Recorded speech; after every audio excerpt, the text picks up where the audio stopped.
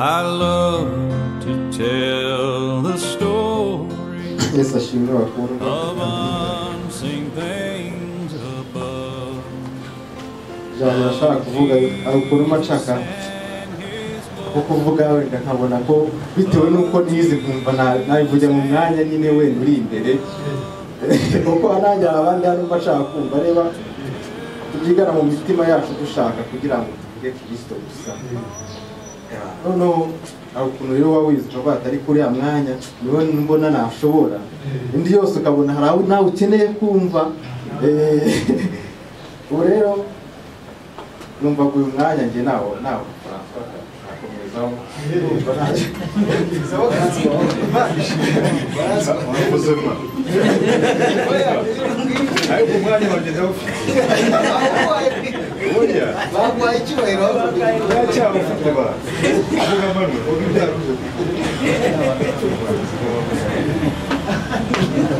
nta kibazo.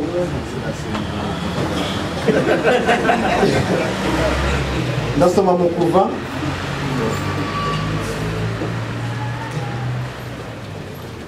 ibice 4 umurongo wa 23 na 2 na 23.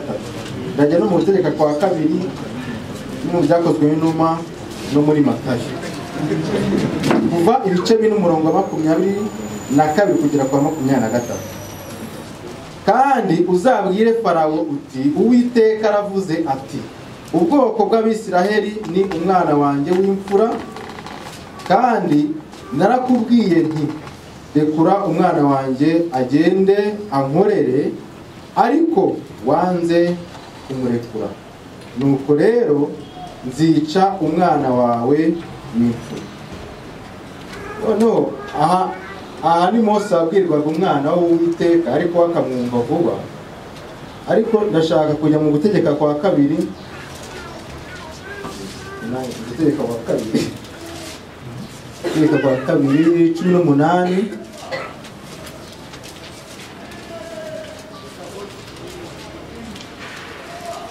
18 umurongo wa 15. Uwiteka Imana yawe izabahagurukiriza umuhanuzi umeze nkanjye, ukomotse hagati muri mwe, muri bene wanyu, azabe ari we mwumvira. Byakozwe n'intumwa bice 3 umurongo wa 20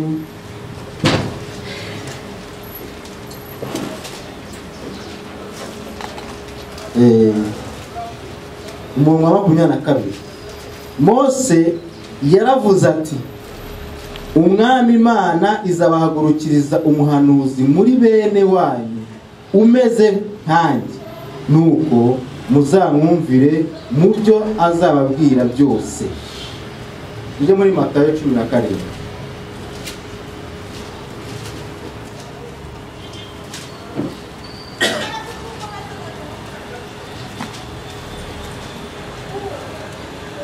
Baya ku murongo wa 1 tugeze kwa 5. Iminsi 6 ishize, Yesu ajyana Petero na Yakobo na Yohana mwene se, bajyana mu mpinga y'umusozi muremure bonyine basa. Ahindurirwa imbere yabo, mu maso he harabagirana nk'izuba, imyenda ye yera nk'umucyo. Maze Mose na Eliya barababonekera bavugana nawe. Petero abwira Yesu ati mwami, ni byiza ubwo turi hano, nushaka ndaca ingando 3 hano, imwe yawe, indi ya Mose, indi ya Eliya. Akibivuga igicu kirabakingiriza, ijwi rikivugiramo riti nguyu umwana wanjye nkunda, nkamwishimira mu mwumvire. Ikintu nashaka kuvuga cyane ni ukumvira. Mose yahawe izina, yabwiwe izina ry'umwana w'Imana w'imfura ngo ajye kuribwira Farawo. Kuva icyo gihe muri ubwo bwoko bw'Abisiraheli cyangwa mu gihe cy'amategeko. Mose niwe abashaka kumva icyo kintu Imana ivuze, ariko akeneye cyangwa Imana ikeneye ko agihishurira nabo ubwo bwoko Abisiraheli. Yesu ashimwe cyane. Amaze kucyumva neza ko ari umwana, ariko koko nk'imvugo y'abantu cyangwa mu bantu Imana yakoreshaga, Mose yaje kukivugira mu Gutegeka kwa 2:18 umurongo wa 15 ngo Uwiteka azabahagurukiriza umuhanuzi hagati muri mwe, uwo nguwo azaba ari we muzumvira. Bivuga ngo Mose avuze uwazi kandi azi n'aho azakomoka. Noneho avanye ishurirwa yavanye ku Mana, asa nk'arivugiye mu mvugo y'abantu kugira ngo Abisiraheli bazamenye ko ari umuhanuzi uzava muri bo. Niyo mpamvu Yesu yajyaga ababaza abantu ngo iyo mwumvisha abantu abaza abigishwa be cyangwa iyo bumva bavuga ko ndindi, kuko bagomba kuba bamuzi, kuko Mose yabivuze. Ariko iryo hishurirwa niryo Petero yongeye agarukaho. Iryo hishurirwa Mose yabwiwe niryo Petero yahishuriwe nawe. Aravuga ati uri umwana w'Imana. Yesu ashimwe cyane. Ati nanjye aho ngaho niho nzubaka itorero ryanjye. Kuri iryo hishurirwa ry'uko umenye ko ndi umwana w'Imana, aho niho nzubaka itorero ryanjye. Aho niho Mose yabwiwe. Rero Abisiraheli bari bazi ko hari umuhanuzi muri bo. Uko byagenda kose bagomba gutegereza ko azaba muri bo. Mose we yavuze ko ari we bazumvira, nta wundi bazumvira. Ahatari Mose hazaba hari uwo muhanuzi. Muri icyo gihe Mose niwe urimo kumvirwa nk'umuhanuzi mukuru cyangwa umugaragu w'Uwiteka, ariko we aberetse mu gutanga ko cyangwa aberetse mu gihe atazaba ariho ko hazaba hari undi umwe wenyine uzumvira. Abivuze mu Gutegeka kwa 2, Abisiraheli baramutegereza, ariko Imana irimo kugenda iganisha ku kuri kwabo, iganisha ku murimo wayo, uwo uzumvirwa n'amahanga yose akubama imbere ye.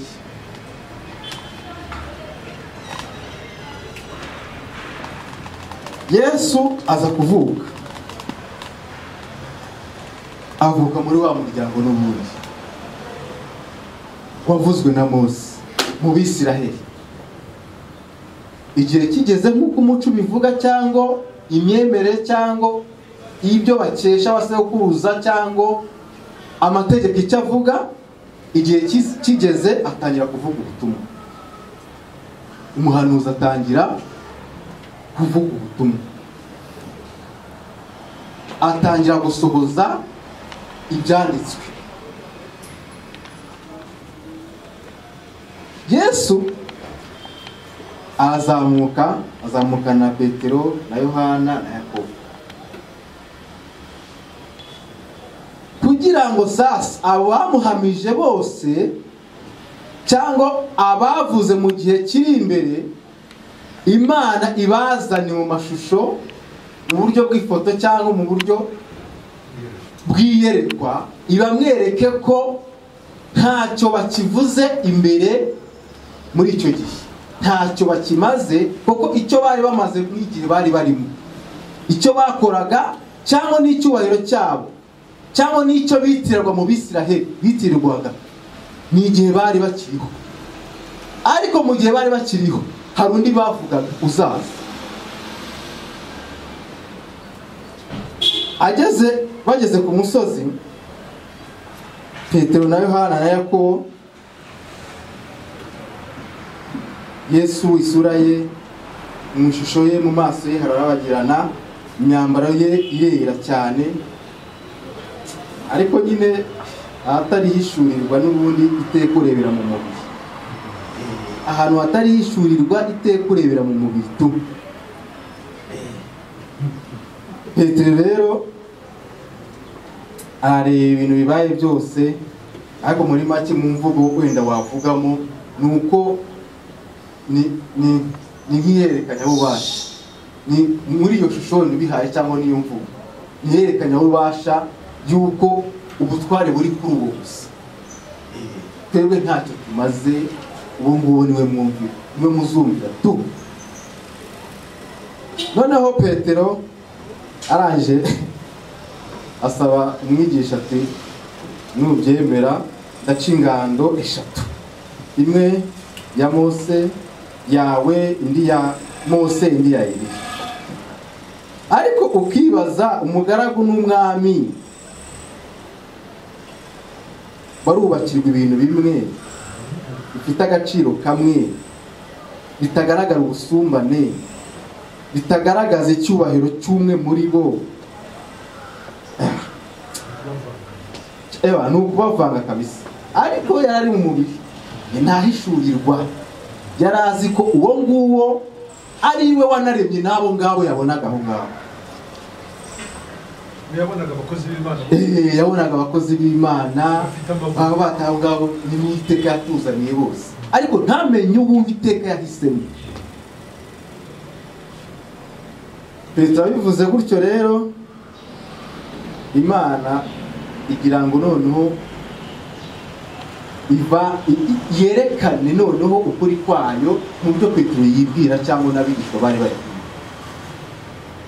Ngo abo ngabo igicu kirabatwikira barahunga. Bahunze rero ijwi rikivugiramo riti, nguyu umwana wanjye nkunda nkamwishimiye, aba ariwe mwumvira. Rivuze ryereka, Imana ivuze yerekana nta wundi ukwiriwe kumvirwa usibye Yesu Kristo. Nta wundi ukwiriwe kumvirwa. Ni ukuvuga ngo ubuhanuzi buraje buhagariwe na Eliya, amategeko arahagariwe na Mose. Abo ngabo nibo bafite akamaro cyangwa nibo bari bafite uruhande rw'umutima w'Abisirayeli icyo gihe runini cyane. Imana iberetse ko rero abo ngabo nta gaciro bafite, ahubwo gucungurwa kwabo cyangwa agakiza kabo cyangwa ibyo bizeye bizasohorwa n'uwo nguwo. Yesu ashimwe cyane.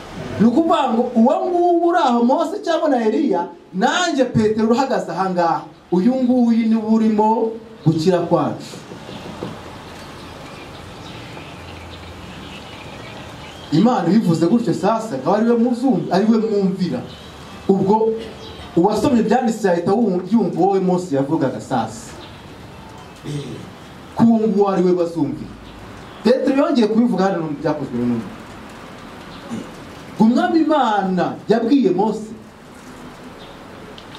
Mose aravuga ati Imana izabahagurukiza umuhanuzi umwe muri mwe mu muryango wanyu mu bwoko bwanyu, uwo ariwe muzumva.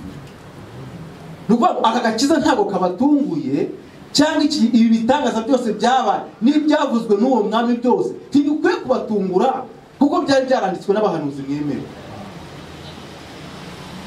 Yesu ashimwe cyane. Kuko kuba urizera Mose cyangwa urizera muri Mose mu mategeko ye, ntago bagatungwe nuko Yesu ahagaze aha ngaha kandi Mose yaravuga ati uyu nguyu. Nta nubwo wagatungwe no kwizera uyu nguyu kandi wizeye Mose by'ukuri ko 100%. Uyu nguyu nta mpamvu utamwizeye, kuko ibyo uriya yavugaga ni ibyo uyu nguyu uraho. None mu gihe nyirabyayi ahiziye urajya gusubira mu mategeko ujya. Yesu ashimwe cyane. Uyu nguyu niwe waje kwikorera, niwe Imana yatoranyije ko uburemere bw'abari mu isi cyangwa ibyaha bya ubugome buri mu bantu b'isi. Uyu nguyu niwe ufite ububasha n'ubushobozi bwo kujya iki kintu bite cyane. Yesu ashimwe cyane. Kuko abo bose mwirata babahanuzi cyangwa Mose ntawe ari kubasha gupfira n'Abisiraheli cyangwa abantu 10 gapfira abacunguri. kandi ntabwo ari icyaha nawe. Yesu ashimwe cyane. Kristo rero niwe Imana yatoranyije, niwe Imana yatoranyije ikomeza kuvuga mu mategeko ko ari we abantu bazumvira kandi ari we abantu bazakibiramo. Nzamuka mu modoka hari umukozi w'Imana umwe ngo akazi ke ni ugusenga. Imyaka 12 numvaga bivuga yakigira mu modoka n'umwe icyumweru cy'umugisha. Ntabwo yishyura rwose, ahita yinjira ngaho njyana naho ngaho ubundi hayitajya. Ngo ndabaramukije icyumweru cy'umugisha, kindi cyumweru cy'umugisha. Ibisumbane Imana irazi ibiringanize neza. Ngo nari nicaye imbere nabyumva, ndaceceka ati nyine numva ariko habuze umuntu umwikiriza. Umugabo umwe aramubaza ariko se ibiringaniye ni ibihe? Buri bateze amatwi baragupompa tu, babigushyiramo bakabigushyiramo, ariko iyo usa nk'ubabaza yinyuraguramo. Noneho aramubaza ibiringaniye ni ibihe? Ngo ntabwo Imana yabiringaniza nonaha, kuko nk'ubu ukiri mu modoka ntabwo Imana yabiringaniza. Ntumbaze n'ibyo yashaka kumubaza. Arangije avuga ati se imodoka se twabikize? Ati umushoferi ntabwo yaba agitwaye imodoka. Ubwo nimba yumvaga imperuka Imana yize nyine ikureho. None se umuntu amubona ntabwo abana ubu se ko abana ntabwo abana bakivuka, ubu Imana izaza ibiringanize n'abana bakivuka bose baringanize. Nyine kuko ibyo bizimana ibyo bizimana. Aravuga ariko se ubundi aka niko kazi kawe cyangwa ugiye gusenga? Yambere umunyakuri nayo ngiye kuvuga ariko naceceka kubera ikintu yasubije. Aka niko kazi kawe, ngo ni umukozi. Abati niba urwemera kuri umukozi nta kibazo, nimba utemera kuri umwana ukaba uri umukozi komeza ukora ibyo wakoze. Ngo umukozi ngiye mba ngiye ku kazi, wamubwira iki? Na leta yakubaza ituma no kubangarira umuntu umukozi urimo kujya ku kazi. Uwo uririnda urasheshe ko abagiye ku kazi koko n'agahembe niko kamutura.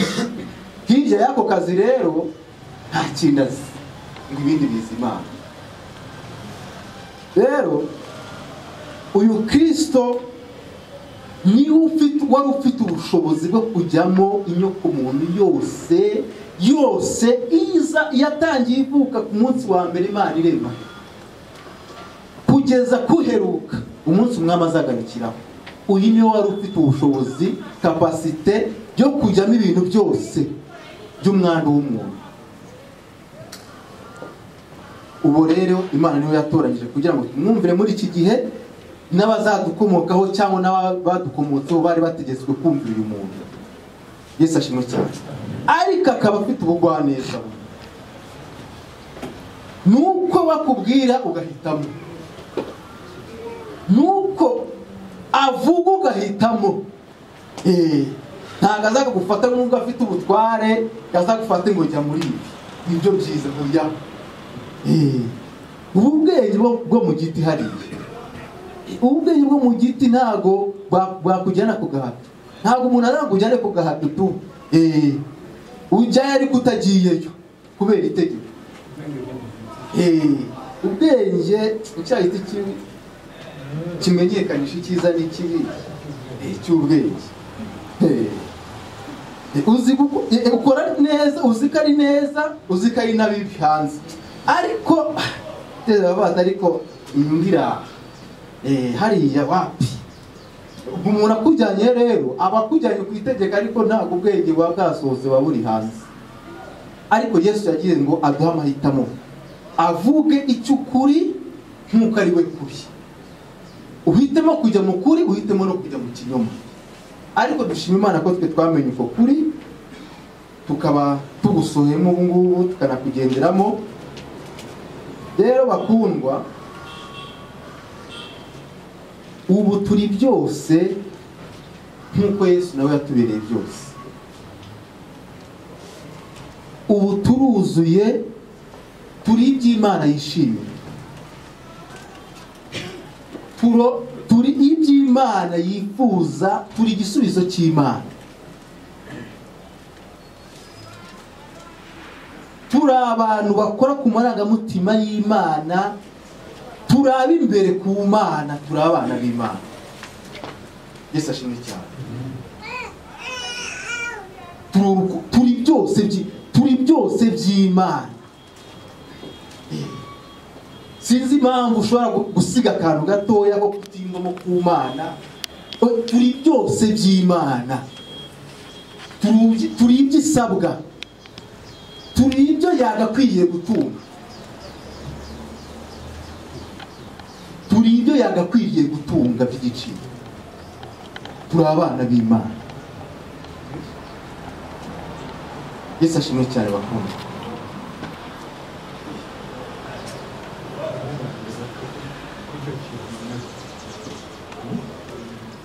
Nona Manuel Imana imugisha atugariye hahandi ku isoko. Iyi niyo ntandaro ya buri kintu cyose mu bwami bw'Imana, ni ukumvira Kristo. Ahantu rero yarageze avuga ukuntu we adatwaza igitugu, ahubwo akubwira noneho akaba ari wowe uhitamo. None ko nibuka akantu twavuze kuri radiyo mu gitondo mu rwandiko rwa kabiri rwa Petero igice cya mbere ku murongo wa 3, hahandi hagaragaza uburyo ubwiza bwe n'ingeso nze ziza ari zadukururisha. Ntabwo Yesu ari magambo, nta nubwo umukozi w'Imana nk'uko twabivugaga, ntabwo umukozi w'Imana atinywa cyangwa se yubahwa kubera kubera amagambo ye no kwiyemeresha no kugira ngo Yesu nubwo ari umutware, Yesu nubwo ari umwami, Yesu nubwo ari Imana, ariko ngo ineza ye niyo adukururisha. Si itegeko. Ntabwo wameze nka Mose niwe ukubwira ngo urabikora, ubeho nutabikora urapfa. Yesu ati ngwino kubw'ineza yawe. Mbese ubwo bugwaneza Yesu ninde se wundi fara? Ubwo kweri ntabwo ari umuhanuzi bwari bwageze muri Manuel kugira ngo ukamvuga gato. Reka twavuze kuri radiyo buriya yageze hano umutima numva ushaka kwiyumvira ikibazo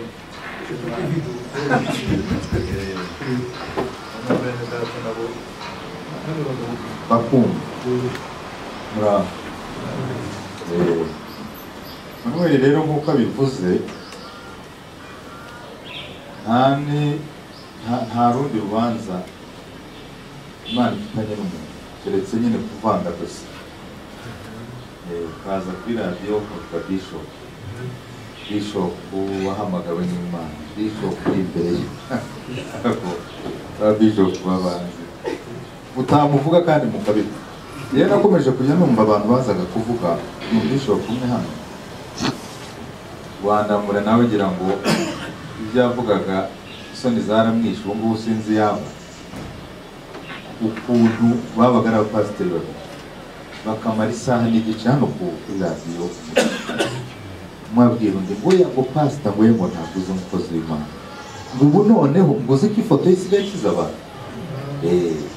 Mbese iyigisha ikabarwandamura cyane, uri imbere y'Imana ku bwacu, witanze ku bwacu. None ubu yarazimye, yabaye nka wa mugani Yuda wagiye n'abantu be barasize. Rero wamaze kumenya Yesu, Yesu arugura neza cyane. Nta muntu wongera kukubwira ngo urabona uko ubukristo bumeze. Uyu umaze gukizwa rero ugenda ngo witwara neza, uvugana n'abantu, ugakunda abantu. Ugakunda abantu gute? Wakunda umuntu uriya gukunda umuntu ni muri Yesu. Kubwije ukuri hanze nagukunze, menya ngo icyo nshaka ni ntakigukuraho. turarangiza urwo rukundo. Urumva rero n'ubundi igiherekeje iyo shusho ndi kukwereka ntabwo ari urukundo. Manuel rero aravuze ati Yesu ku musozi Imana igaragaje abagabo babiri. Aba bagabo babiri ni Mose na Eliya. Mose na Eliya bakaba bari abagabo b'ibihanga bya bindi biteye ubwoba. Kuvuga Eliya uzi ko Mose avugwa mu buhanuzi bwose bubaho nk'uko umugaragu wa Mose wamutegetse nk'uko yabivuze. Wagaruka muri Malaki ukumva Eliya nawe agarutsemo, nzaboherereza umuhanuzi ukomeye Eliya. Yumva muri Matayo abigishwa babaza Yesu bati kuki abafarisayo bavuga ko nubwo wiyita Mesiya, mbere y'uko Mesiya akwiriye kuza ibyanditswe bivuga ko Eliya agomba kubanza kugaruka nanone. Yumva urumva rero guca hanze ya Mose na Eliya uba ushaka kurimbura imizi ya Yesu. Ushaka kuvuga Yesu w'icyuka w'ikirere kiranga. Ariko nk'uko koko Imana nayo yabigaragaje ku musozi, nuko yazanye abo bahamya babiri, kuko niwe zingiro ry'ibyanditswe byera. Noneho rero ubwo barigise ijwi rikavuga ngo nguyu, ubwo menya ngo ibyo bavugaga nubwo ari ibitabo byinshi ikirimo ni kimwe. Nicyo pasiteri akunda kuvuga ko kurahura umwotsi usize ukuri, ubundi icy'ingenzi kiba ari kimwe. No kwa muganga ashobora kukubwira ibintu byinshi ariko umutaba ari umuzabukiza. Kubw'ibyo rero yewe sigansa n'uwacitse intege zo kugenda mbwira abantu Yesu. Kuko ndi kuri ya principe ya Yesu, ntimukande ibyo kurya by'abana mu bihigo. Ubu ntangira kuvuga nkagukubita icyumvirizo ngahita amenya aho turi burangirize, nkamenya ko ari ukuntera umugongo cyangwa se ugacaka. Nababwiye umupasiteri bahamagaje hano hasi ndi kuganira n'umumama ucuruza imyenda, noneho abonye sohotse narinje hano ahita ahamagara umupasiteri. Ariko urumva kuba acuruza hariya ashobora kubakuramo envelope ishobora kubisohoka neza. Cyatumye pasiteri yatse imodoka akaza yaraje gukiza envelope. Noneho rero usanga yicaye yanirakaje ukuntu nk'umuntu nyine uje guhangana. Noneho wa mumama arambwira ngo uyu rero ni wa mukozi w'Imana kugira ngo yifungire ko byarangiye. Noneho ndabaza nti se pasiteri mwe mwigisha mwasizwe ubundi byararangiye cyangwa ngo mwene ndagoreka mubwire ngo buri Imana ntiyemera ko tujya impaka. Ngiye impaka nawe se? Ndakubajije wewe mfasha nk'umukozi w'Imana ngo ya buriya ngo nta mpamvu yo kujya impaka, mbese ahita afatiraho icyo mvuze cyose ngo nta mpaka. Umugabo aragira urumva n'usigaye amuhaye ako kantu ntibongere kutugaragara. Yesu rero yaravuze ati ntawuza ahondi data atamureheje. Noneho kibaza ari data na Yesu ubundi ni babiri. Uwo data ninde, uwo basanga ninde? Basanga rero ni umuntu umwe n'ubundi wivuga. Baramusuzugura, bari kumuca amazi, barashaka kumutesha agaciro, nyamara akabwira ati uwo data ni nawe ubarehereza muri njye. Urumva niwe uri muri njye, ni njye wundi wambaye umubiri. Urumva ariko abantu ntibakomeza kubyumva. Yesaya rero aho nshaka gutinda yewe, Yesaya yabonye ibi bintu kandi abibona mu mwuka atari mu mubiri. Aravuga ati ninde uzizera? Muri Yesaya igice cya 56. Ninde uzabyizera? Ninde uzabyumva? Ninde uzabyemera? Yewe amayinite yanjye asigaye ashirira kuri ntuzi kuri YouTube. Ubundi mu mwuka wo kumva neza iby'abakozi b'Imana. noneho iyi ntumwe ejo bundi yakoze inyigisho ivuga ngo imfunguzo eshanu zifungura ijuru, zifungura imfunguzo eshanu. Sanga rwa rundi Yesu yabwiraga abafarisayo bakuyeho nta rurimo muri izi eshanu zifungura ijuru. Izindi zo zirahari, ariko urwo Yesu yibwira abafarisayo ati mwarukuyemo, kandi urwo ni rwo rw'ingenzi. Urwo ni rwo rufunguzo rukenewe kugira ngo ijuru rikingure. Wazana izindi. Noneho mu mutima ndibaza hagati y'abafarisayo n'iyi ntumwa ibeshyira Yesu ko ariyo yamutumye, baraza gutandukanira. Kuko mu nyigisho y'abafarisayo ikitarabagamo ni ijambo Mesiya. Kubabwira ngo Mesiya reka da, bo bari mu mategeko abyarira inyungu idini ryabo n'umurimo wabo. Noneho uyu nawe arabizi ko navuga rwa rufunguzo nyirizina rw'ukuri inyungu ziraza konona zirabura. Aragenda arabazanira urufunguzo no muri Maraki 3 kugira ngo nirwo rwanyu. Urwo rufunguzo rwo muri Maraki ruriya ni topic ihoraho isi mu madini hose. Undi nawe muri ADEPR hano nawe ategura indi nyigisho, avuga uburyo mu itorero uyu munsi ngo hazamo abatinganyi, ngo hakabura n'umuntu no mu birori mu rusengero rwose, hakazamo abakobwa bateye inda, noneho nako batewe inda barabyara ngo ntihagire n'urugerero. Agera aho avuga ngo yacaga hariya mu migina ngo muri 98 bagasanga abakobwa bateze, ngo ariko ngo yababazwaga nuko ngo yageraga mu rusengero ngo agasanga ngo nibo bayoboye. Ibyo bintu si ukubeshya mwebwe? Uzi ko abarokore bahimba abantu mu buhamya. Aha baba muri ADEPR, yenda avuga ADEPR mu mwijukuri birarenze. Ngira ngo nigeze kubabwira hano aha ku Kinamba, mwarimu waharanze na Pasiteri twaraganira Theodomir niwe wagiye kumpuza nabo, barakagira n'umuzi barakagira uri oya uyu twise wari umusirikare kamanye ku mutima twise kagufi ziraziritse nibyo zina bamuhimba ziraziritse no kuvuga butumwa gusa tuzana muri ADEPR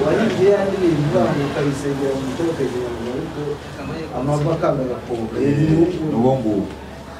Noneho intare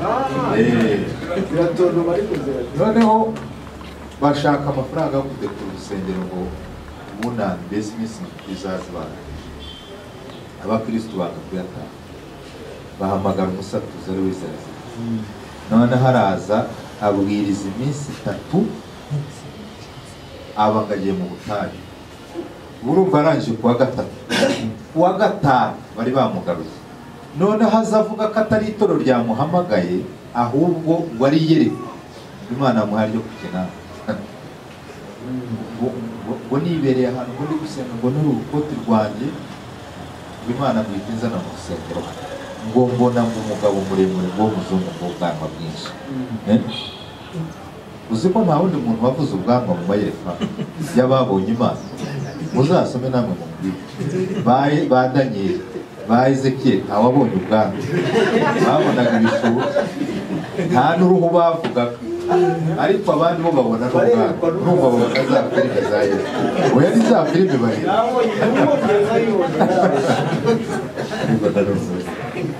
Noneho ngo aramubaza ngo ariko ngo Salomo ngo yubaka inzu ngo yabanjiye ngo cyangwa Imana. Noneho ngo aramusubiza ngo ni Imana. Ngo none ngo kw'inzu yanjye ngo mwayigize umusaka. Avuga ibyago rero bibari. Aravuga ati noneho rero ejo pasiteri amfashe ampamagarira umunyakinamba wese n'akazi nushaka uzakajya ati kuko ibi birakureba. Urusengero rwarakubise n'abo Kacyiru n'abahe bose baraza, havuyemo miliyoni zigera muri 2,800. Imyaku rero aho yaje kuvukira, umusatuzi urumva n'umusatuzi nyine bagomba gupasuka amafaranga bashakaga arengaho inkubwe ebyiri iyo bashaka, ariko bo bashaka kumugumiza kuri cya giciro. Arabwira ati ibintu bivamo turapasura. Aho rero niho ibintu byashakurije, twese turabimenya ko gahunda ni uko yapanzwe, ni ibyerekwa bashushanyije, ni uko wabituye kwa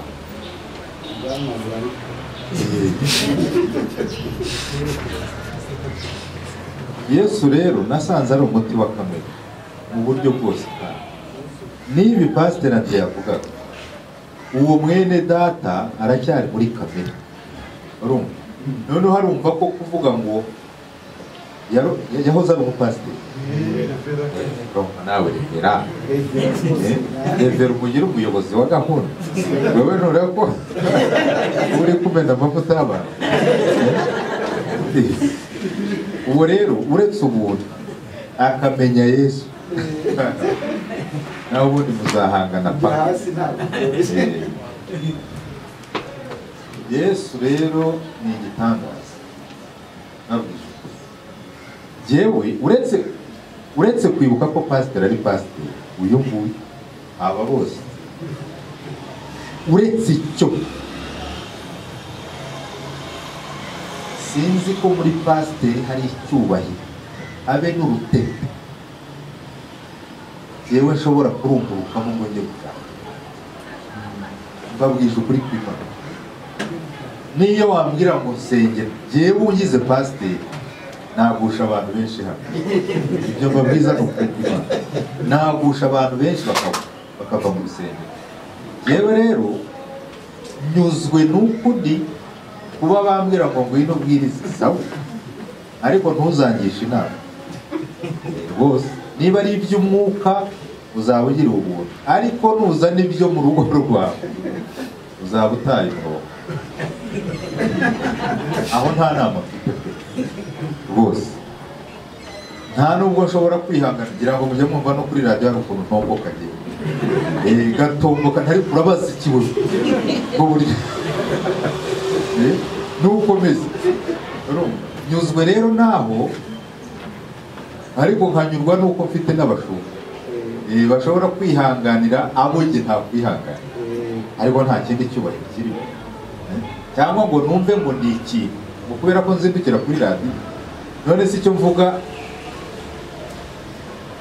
Joseph atavuga neza, uyu mugabo ni iki mvuga atavuga, uriya mugabo, twese ntituvuga ibintu bimwe. Rero ntana ni ukuri kwima kamere buriya ni igikeri. Yesaya rero aravuga ati ninde uzizera, nk'uko duhora tubivuga kandi ejo bundi yakomeje kubivuga agaragaza muri Zaburi ukuntu Yesu yaje ari insuzugurwa, yaranihiye mu buhanuzi no muri za Zaburi mugana, ariko twajya kumva tukumva umuntu araje wese ashimwe cyane tukamena cyane.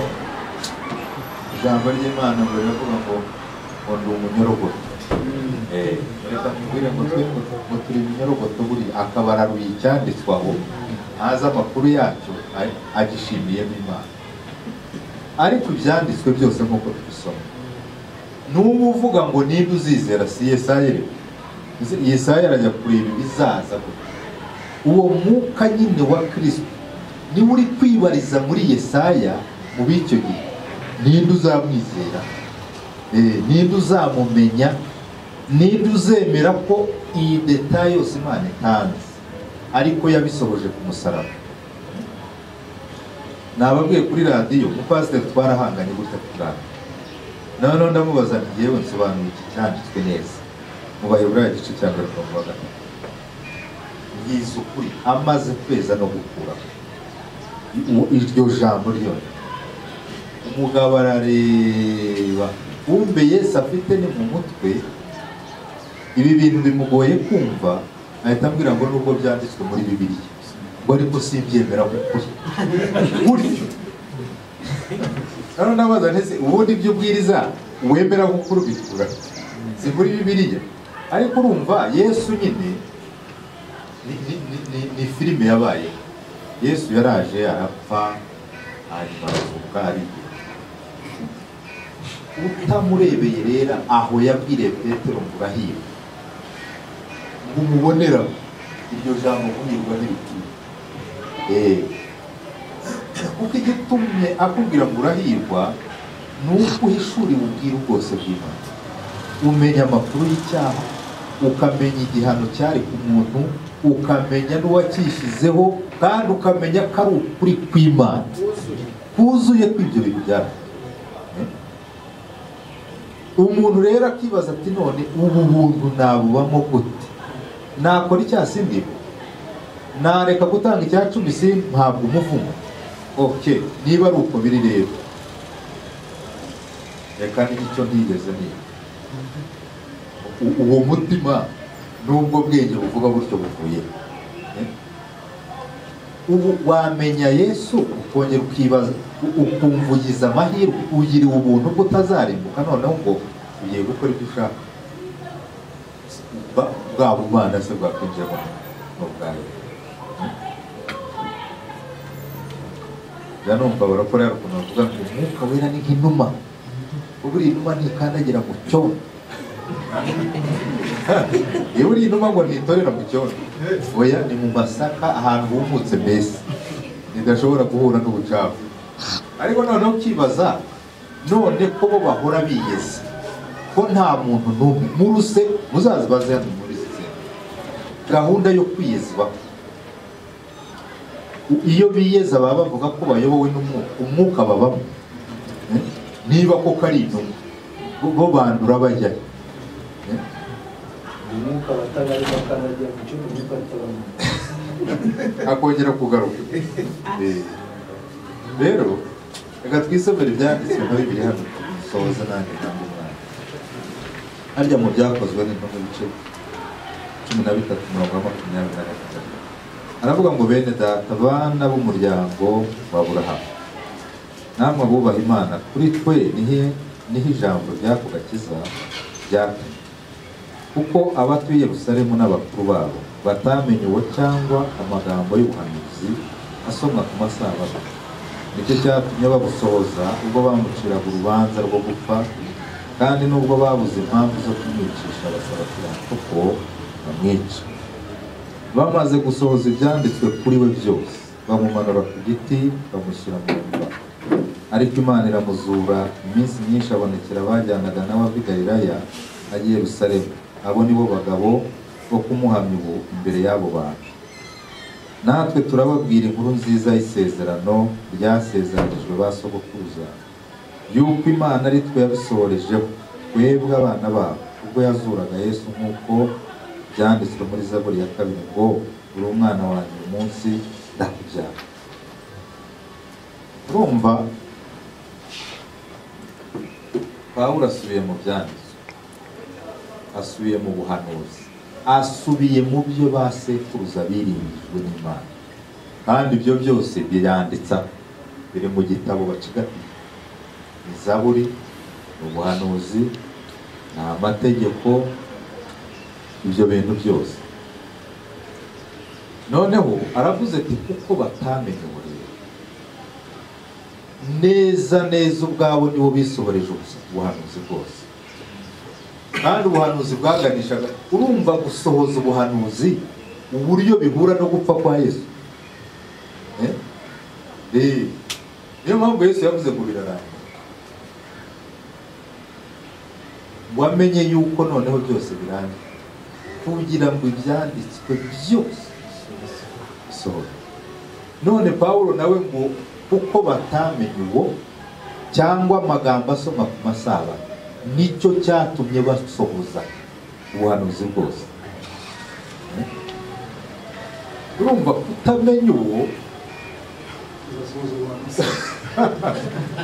bazasohoza ubuhanuzi na ubu hari ubuhanuzi busigaye ntuze yahanuye abakuru hariya mu gice cya 45 Pawulo naza kubisubiramo nyine aha muri iki gice ku murongo wa 41 aravuga ngo mwirinde ubuhanuzi bwasigaye butabasohoraho ngo mwabanyagasuzuguro mwe ntangare murimbuke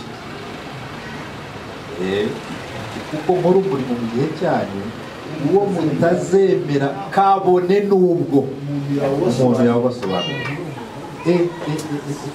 urumva icyo kintu kabone urumva noneho ni nkana ni ukwanga kumva nkana nibyo Yesu yabwiye abigishwa aterega bafite amatwi ariko barayaziba ngo batumva ngo mbakize niko bimeze aba bantu rero cyane ariko abomba mvuga n'aba bashumba n'intumwa n'ababisho nabo nuko bameze ubyanditswe bizabasohora kuko baza amakuru yose iyo bavuga ngo ntidutwarwa n'amategeko ariko mu mategeko y'imihango n'aharatuye ku mabuye bakarokoramo itegeko ry'icyacumi rigacika ku icumi ukuri batazi ni ukuri ubwo ngubwo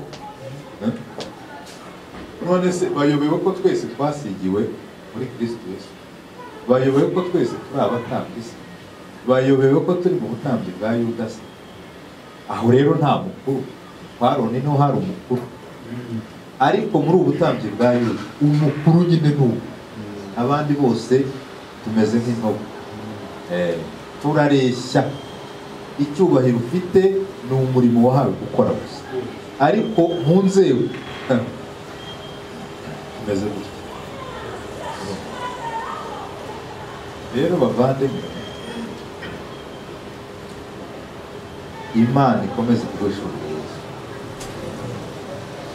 ubu turamuzi ariko hari ahantu tutari twajya kuko buri gihe tugenda dusitazwa n'ibyo tugenda duhura nabyo ibyo rero hari ukuntu Pawulo avuga ngo mubabarirane ibyaha nk'uko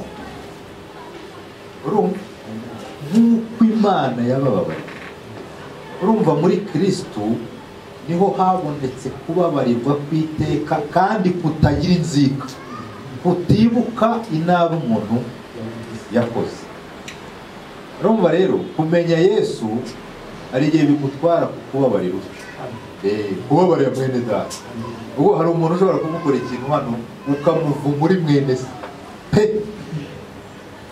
icyo gihe rero hari aho utari wagera nawe kuko urugero ni muri nk'uko Imana muri nk'uko muri Kristo Yesu biri kumumenya rero icyo yakoze ku musaraba icyo ni kimwe rwose kandi kiruzi ariko imibereho ya Kristo bavandimwe ni hatari rwose rwose ntabwo twakwirarira urumva ngo twirirwe tubeshyanya ngo wageze ahantu reka ubu dushobora kwadukwamo n'ikintu hahandi dushobora kwibaza niba umuntu yarakijije iyo utangiriyeho kwibaza gutyo menya ngo ntukibariza muri Kristo Yesu ubwo muri Kristo Yesu ibyo birimo biraza ariko hari ukurenga icyo kintu nibyo twavugaga turi muri rwa rwandiko na mwene data hano sinibaza ukuntu Pawulo ashobora kubwirwa amakuru y'abikorera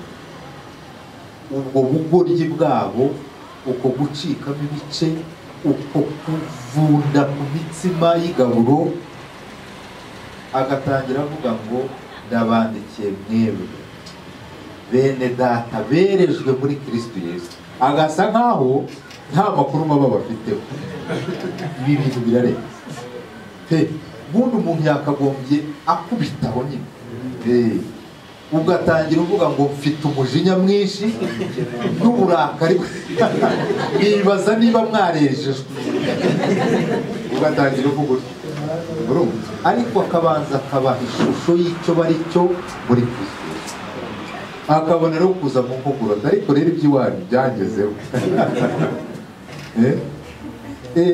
Pawulo yari yasogoje rwose rero icyo twamenye iki cy'ubuntu cyo ni hatari turakizi n'abapagani barakimenye intero ntibyararaye kandi wamubaza akavuga ati soma mu Baheburayo igice cya ufite ibyanditswe ugasigara uvuga ati uri mwene data wahe jya mu buzima bwe rero ubunguruka murebe reka da nta ngeso nziza nta mahoro nta byiri mbese ni umuntu uraha ibyanditswe byo mu mutwe ni amakuru ariko muri Kristo Yesu harimo amakuru yego ariko noneho hakazana n'ubuzima bwa bundi bwica umuntu bukamuhoraho kuko kuvuga ngo ndakubabariye kandi nzi ko ikintu wagikoze ubizi ko kiri mu mbabazi ntabwo ari ikintu cyo kubabarira rwose abarokore bo bagira bati Imana izabikoze akaba kwikoreshe uziko kandi ngo yabikubwiye mu Kristo Imana izabikoze rero yewe ubu ngubu ndimo kwiga ibintu byo muri Kristo ubuzima mbese bwose kuko ubu ngira amahane mu ndeba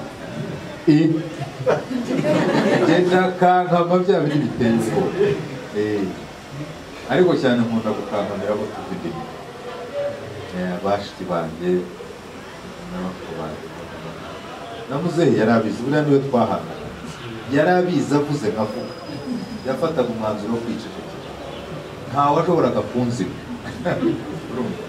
n'ubu rero icyo kintu hari igihe nshiduka navuze ariko simvuga nabi uko kuvugira hejuru gusa hari ukuntu bingwa nabi gusa nkavuga ntagize Imana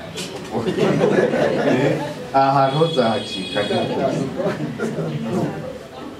icyo gihe rero hari ukuntu ushobora gusitaza kandi ntabwo oya nubwo cya kamere cyane gihagaze kuma kiduka nazamutse mu gihe nshobora kuvuga neza kandi nkumva ko umutima urateka sobanura ibyo nendaga gusobanurira umuntu kandi mubwije ukuri kw'icyo nashaka kuvuga ariko ntakukubise ngo mukure umutima ubwo buzima rero burimo hano buri muri bya bindi Petero yatubwiye Imana yazanye ibintu byose bizana ubugingo no kubaka muri ibyo bintu rero by'ubugingo harimo uko kuntu kumera rwose ukageraho wibura witakaza wenda ibyaha ntubirimo ariko iyo miterere n'ubundi kigaragaza wowe ukageraho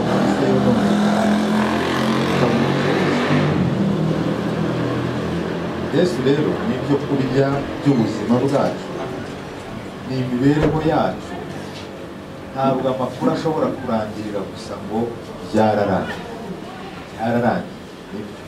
nanjye ndabyemera twese turabyemera ariko noneho hari ibintu byaje gutangira kandi tugomba gushishikarira kugeraho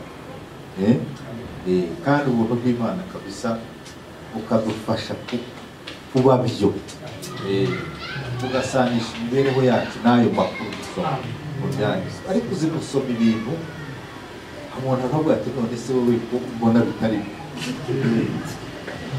niyo mpamvu rero abarokore bavuga ngo ab'icyo gihe byarashobotse ariko ubu ntibigikora kubera ko aba afite ukuri koko none wavuga ngo Aburahamu ngo yari umukiranutsi kugeza aho Imana imwita inshuti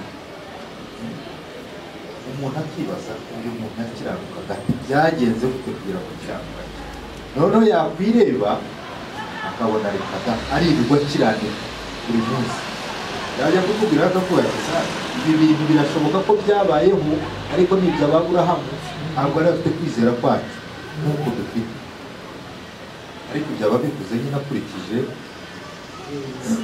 ibyo areba rero nkaba mbasabira kugira ngo tujyane muri uwo murongo ni ukuri ndaba bwiza tujyane muri uwo murongo muri Kristo Yesu ariko tugere aho twitakaza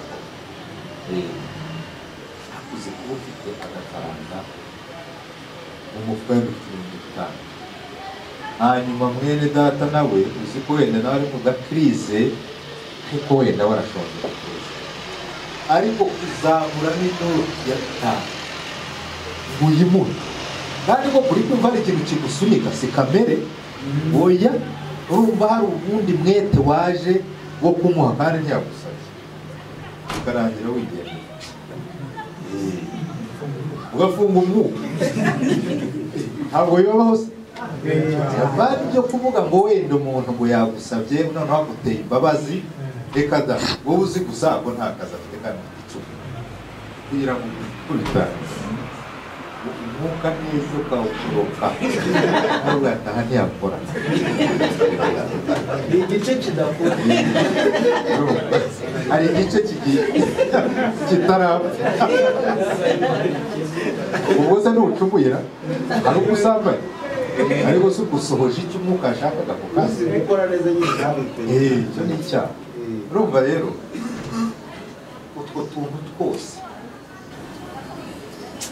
ni utuntu two muri Kristo Yesu tugomba kuba ubuzima bw'umuntu pe kugenda insinzi bazi tuzi nkizwa nari nasaze kabisa Imana yafashe ubuzima bw'ijuru irabusogoneza bwose ariko ndabwumva jewe apeti irashira kandi ntiyica nta bibazo twizengera apeti irashira agafaranga kose mbonye nkagurira umuntu tu numva ari bwo ariko noneho bayamusogongera ariko mugume muhore reka rero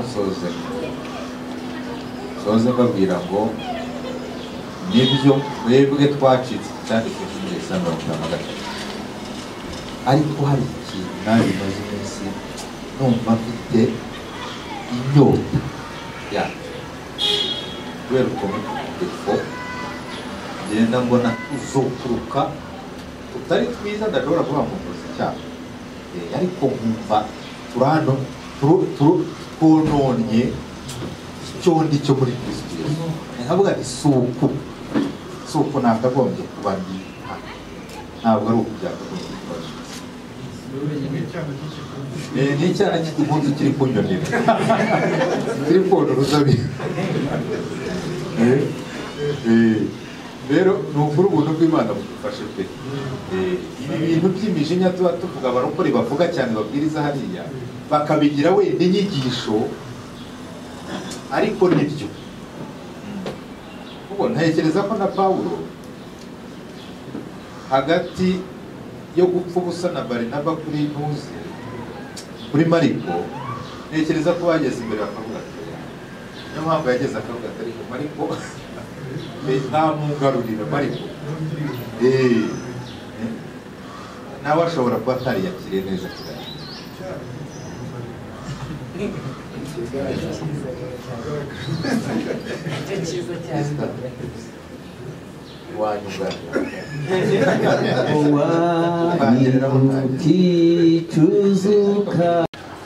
niba hari uwaba afite icyo abaza kuri aya magambo twavugiye ahangaha birashoboka ko hari umushyitsi waje uyu munsi yari afite icyo yumva ashobora kuba yabaza kugira ngo dufatanye gusangira no guhuriza hamwe no kumva kimwe noneho twatanga uwo mwanya kugira ngo ufite icyo abaza akibaze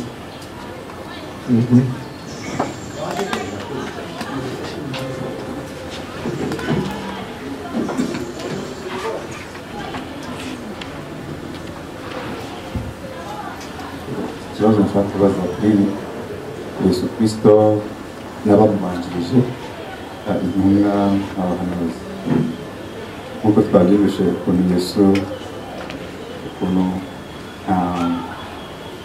intumwa zabonekewe na Mose na Eliya ku musozi Yesu yavuze amagambo umunsi umwe aravuga ngo ababanjirije ngo bari abajura n'abanyazi abajura n'abanyazi ese abo yavugaga ni abahanuzi za ntumwa ni ba Mose ni bande nibo ndashaka kumenya impamvu rero yavuze ko ari abajura n'abanyazi murakoze biroroshye, icyo kibazo kiroroshye cyane.